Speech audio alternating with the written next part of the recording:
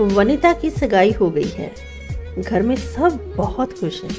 Mummy papa, भैया भाभी, सबके चेहरे पर खुशी संभाले नहीं संभल रही। वनिता भी बहुत खुश है, पर एक ठीस सी मन में है कि लड़के से पहले मिल नहीं पाई। असल में वनिता के चाचा, ताया, बुआ, सबके बच्चों की शादी माँ बाप की मर्जी से ही हुई और सभी बहुत खुश हैं।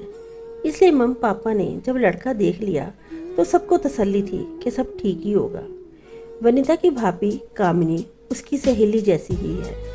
वनिता ने एक बार भाभी से लड़के से बात करने की इच्छा जाहिर की तो भाभी ने तुरंत महेश से फ़ोन पर बात करवा दी। वनिता को लड़का अच्छा लगा, बस लगा कि शायद महेश कम बोलने का आदी है।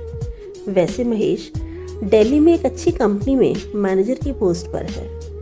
उधर से वनिता की ननद प्रीति का भी फ़ोन आता रहता है। दोनों ननद भाभी बहुत बातें करती हैं। एक दिन भाभी कामिनी के साथ वनिता किसी काम से दिल्ली गई हुई थी तो भाभी ने कहा, वनिता क्यों नहीं तुम लड़के से मिल लो। फिर भाभी ने महेश को एक होटल में बुला लिया, ये कहकर और बाहर चली गई कि तुम दोनों बातें करो, मैं आती हूँ। वनिता और महेश एक दूसरे को मिले। आधे घंटे में महेश चला गया तो भाभी ने छेड़ते हुए कहा, और बताओ कैसे क्या बातें हुई। वनिता बोली, ऐसा लगता है महेश शायद औपचारिक बातों के अलावा कुछ प्यार मोहब्बत की बातें बोलना ही नहीं जानता।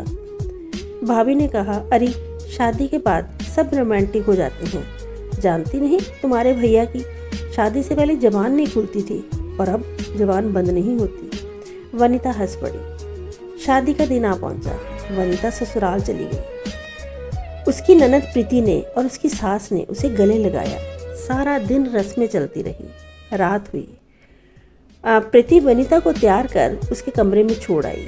वनिता धड़कते दिल से महेश का इंतजार कर रही थी। महेश आया। वनिता को लगा जैसे बाहर आ गई हो, पर उस समय महेश कुछ नहीं बोला, सिर्फ इतना ही कहा, सारा दिन की थकी हुई हो, कपड़े बदल कर सो जाओ।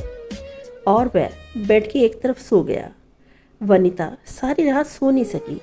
इतनी उपेक्षा, दूसरे दिन भी वही उपेक्षा। अब वनिता रह नहीं पाई।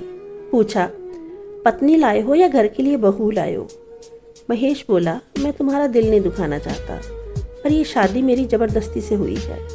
पापा ने रीना के साथ मेरी शादी नहीं होने दी क्योंकि वह दूसरी जाति की थी। रीना के पापा मेरे पापा को मनाने आए तो मेरे पापा ने उनका इतना अपमान किया कि रीना ने मुझसे संबंध तोड़ लिए और कहीं और शादी कर ली। महेश बोला, वनिता मुझे कुछ समय चाहिए। वनिता बोली, ये सब शादी से पहले क्यों नहीं बताया। महेश निरुत्तर था। वनिता के चेहरे की उदासी सास ससुर और ननद देवर से छिपी नहीं थी। वे उसे भरपूर प्यार देते, पर एक उपेक्षित व्यक्ति के दर्द को कौन मलहम लगा सकता है।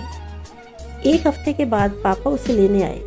सभी को इतना भरपूर प्यार देते देख पापा तो खुशी से फूले नहीं समा रहे थे। घर में माँ और भाभी भी वनिता को देख बहुत खुश थी, पर 2 दिन में ही भाभी की नज़रों से ने वो पढ़ लिया जो वनिता छुपाने की कोशिश कर रही थी। वनिता ने माँ और भाभी को सब बता दिया।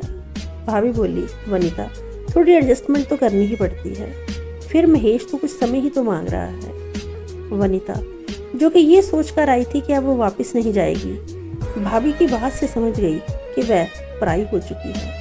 अब इस घर में उसके लिए वो जगह नहीं। वह ससुराल आ गई। आते ही उसने नौकरी ज्वाइन करने की बात कही।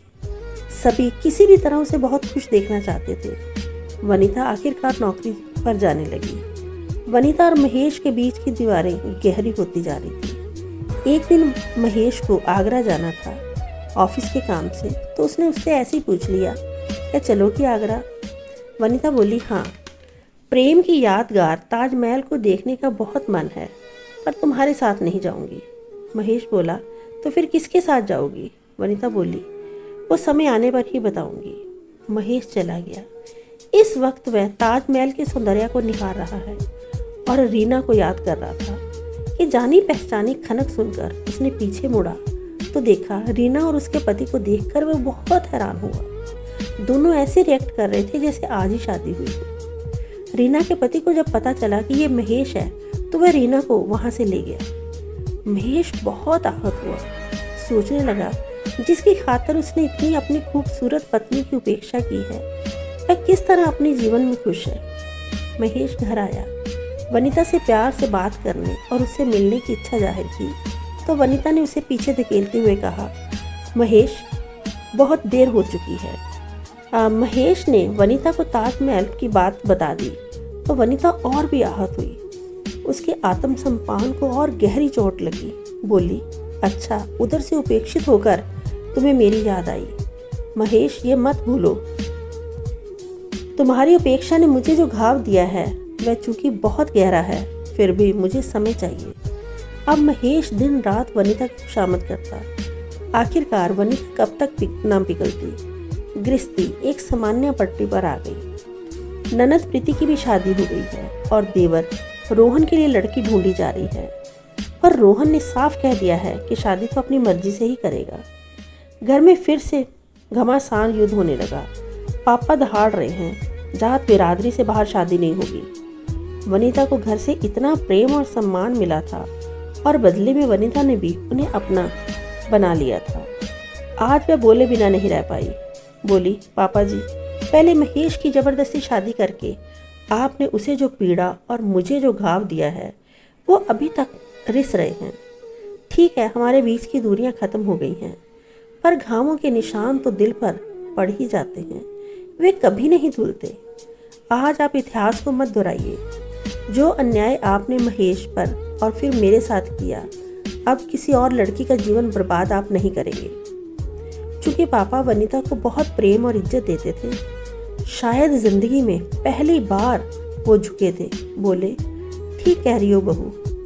फिर वह रोहन की तरफ मुड़कर बोले, बेटा, कल लड़की वालों को ले आना, मैं उनसे बात करूंगा।